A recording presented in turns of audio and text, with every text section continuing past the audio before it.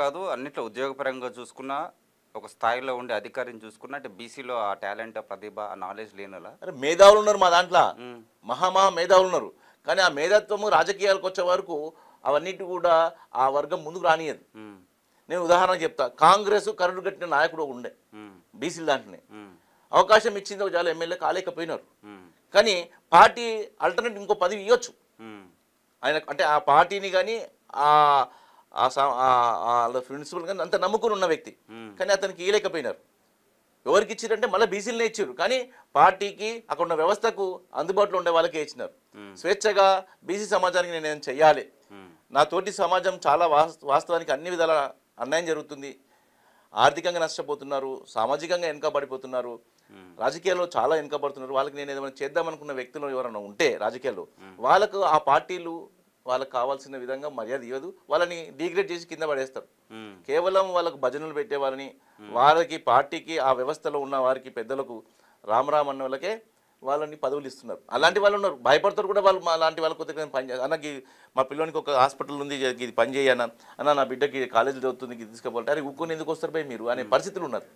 ఒకటండి ఇక్కడ ఓటు హక్కు అనే బలము అధిక శాతంలో బీసీ వాళ్ళకు ఉంది, అత్యధిక శాతం జనాభా వీరే ఉన్నారు, భయపడాల్సిన అవసరం ఏముంది? మీరు వాస్తవ రూపాలకు వెళ్తే మనం టీవీ ముందుంటున్నాం, వాస్తవాలు తెలియాలి. ఎంత పర్సెంటేజ్ అవుతుంది? 100 ఓట్లలో ఉదాహరణకు 100%లో 50% కూడా అవుతలేదు. అవుతుందా? 50-51 మా అంటే 50కి రానికి ఎంతో ఇబ్బందులు పడే పరిస్థితులు ఉన్నారు ఎమ్మెల్యేల స్థానిక. బీసీ శాతం ఎంత అంటారా?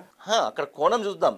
అలా 50%లో మీరు 5 పార్టీలు మెయిన్ పార్టీలే వస్తున్నాయి.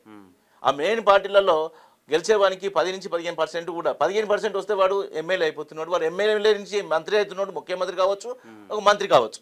అంటే ఈ 15% మంది కూడా ఎందుకు వేస్తలేరు? 50% ఎందుకు వస్తుంది అంటే చాలా మంది కూడా మా ఓటు వేసినా కూడా మేము ఆ రాజు నేను వేసిన ఉదాహరణకు మల్లన్నకి వేసిన, మల్లన్న మా పార్టీ గురించి కొట్లాడుతున్నాడంటే మేము మళ్ళను. కానీ రాజకీయ వ్యవస్థలు ఏమైపోయిందంటే ఓటు మాదైపోయింది, ఓటుని గౌరవపరచకుండా రాత్రి వానికి అనుకున్న పార్టీకి వెళ్ళిపోతున్నాడు. ఇంతమంది ఓటర్లని ఓటు వేయించుకొని వారందరినీ కూడా మోసం చేస్తున్నారు. కాగితం లేదా చూస్తలేమో, జంపు జనాలు అంటున్నాం. రాత్రి ఆడ ఏ పార్టీ ఉంటుందో తెలియదు, గెలుస్తుండే పార్టీ ఏ పార్టీకి పోతుంది. అందుకనే ఓటు పర్సెంటేజ్ తగ్గిపోయింది. మా ఓటుకు మా వాల్యూ లేకపోతుంది. పార్టీ సిద్ధాంతాలను వ్యక్తులను చూసి మేము ఓటు వేసినప్పుడు ఆ వ్యక్తి మాకేమో మేలు చేసుకుంటుంటే ఫస్ట్ ఆయన మేలు గురించి రాజకీయ పార్టీలో రాత్రి పార్టీలు మారిపోతున్నారు అని చెప్పేసి ఓటు వల్ల కూడా ఓటర్లు కూడా ఈ విధంగా అయింది. ముఖ్యంగా బీసీల దాంట్లో మేము ఈ రోజు టీవీ ఛానల్ రావడానికి కారణం కూడా ఒకటే, మనందరం కూడా చైతన్యం కాకపోతే రాజకీయాలలో వెనుకబడిపోయినాం. మనకు రావాల్సింది ఎంత ఉందో అంత రాలే. వాస్తవానికి 50% ఉంటాం. అంటే మీ ఇంట్లో ఒక బీసీ సంబంధించిన వారు మీ సామాజిక వర్గంలో ఒక ముద్రాజ్ కావచ్చు, గౌడ్ కావచ్చు, ఒక కుర్మ కావచ్చు, ఏదైనా సరే బీసీలలో ఒక హోంమంత్రి అవుతాడు, రేపు పొద్దున గట్టిగంటే ముఖ్యమంత్రి అవుతాడు. మీ దాంట్లో మంత్రులు 5 మంది 6 మంది మంత్రులు అవుతారు బీసీ సమాజం నుంచి. గట్టిగా మేమందరం ఒక లైన్ మా బీసీ వాళ్ళకి మేము పని చేసుకుంటాం. వాస్తవం ఈ రాజకీయ పార్టీలు ఏ పార్టీ కూడా మాకు వేయలేదు. ఏ విధంగా తెలంగాణ చైతన్యంతో రాష్ట్రం తెచ్చుకున్నామో బీసీలందరం కలిసి మేమందరం కూడా బీసీలను పెట్టుకుంటాం. మా జిల్లా నుంచి 10 సీట్లు ఉంటే మేము 10 సీట్లలో బీసీలను పెట్టుకుంటున్నాం. 10 సీట్లు గెలిచేసి మేము పోతున్నామని తీసుకుని వస్తే రేపు బీసీ ముఖ్యమంత్రి కూడా అవుతాడు. ఆ చైతన్యం తేవాలి, గ్రామ స్థాయి నుంచి రావాలి. చదువుకున్న ఇంటర్మీడియట్ 18 సంవత్సరాలు నిన్న బాబుకు తెలియాలి, నేను చదువుకున్న నాకు ఉద్యోగం ఎందుకు వస్తలేదు అంటే నీ వెనకాల రాజకీయ వ్యవస్థ నీకు కల్పిస్తలేదు. నీ ఓటుని ఆయుధంగా వాడు, ఓటేయి నీ సామాజిక వర్గానికి. నీకు ఎందుకు ఉద్యోగం రాలేదో రేపు పొద్దున నీ ఎమ్మెల్యేగా ఉన్నవని, నీ మంత్రిగా ఉన్నవని నిలదీసి పని చేసుకోగలుగుతావు. ఈరోజు ఎవరిని అడుగుతారు? వాళ్ళు ఏ గేట్ కాడిపోయి అడగాలి. అప్పుడు మటుకు ఏదో చాక్లెట్ బిస్కెట్ ఇచ్చిన 4 మాటలు చెప్పేస్తారు. తమ్ముడు అందరి ముంగడ ఛాయ్ చేసుకుంటారు, ఫోటో తీసే వరకు మేము చాలా అమాయకం బీసీలం. ప్రేమతో మాట్లాడేస్తే కరిగిపోతారా? మా దగ్గర ఉన్నది, మాకు యాక్టింగ్ రాదు. ఈ రోజు సినిమాలో పనిచేస్తున్నారు పాపం పెద్ద పెద్ద హీరోలు, వాళ్ళకన్నా గొప్ప యాక్టర్లు మా రాజకీయ నాయకులు, ఒక సామాజిక వారు. సమాజం ముంగట ఎంతో ఆత్మీయంగా మాట్లాడతారు. మా గురించే పుట్టినాడు, మాకు మేలు చేస్తున్నట్టు చెప్తారు. కానీ మాకు అవసరం వచ్చినప్పుడు మాట్లాడితే పొంగిపోతారా?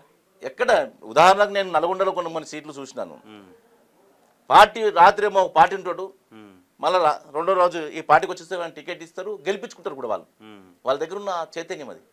మళ్ళీ గెలిపించడానికి ఎవరు పనిచేస్తారు? కింద వర్గం అంటే మొత్తం బీసీ వర్గం ఉంటుంది.